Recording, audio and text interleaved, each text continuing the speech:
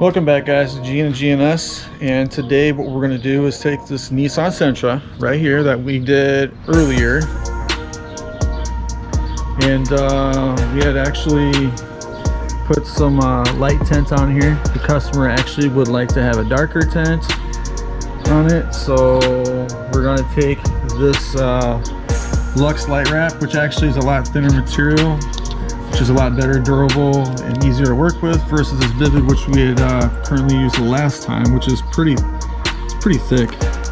I can see using this actually on the front, where you're going to get more damage driving down the road, versus the back, where you're not going to get that much connectivity or whatever. Rocks ain't going to come jump up from the back of the car, you know, so that's kind of retarded, but you know. But we're going to take this off. I'm going to let you guys see what I'm doing, how I do it, and go from there. May have to time lapse it a little bit, make it go a little faster, because it's kind of boring watching me do this, but I'll tear it off, slow it down, and pick it back up. So all right, here we go.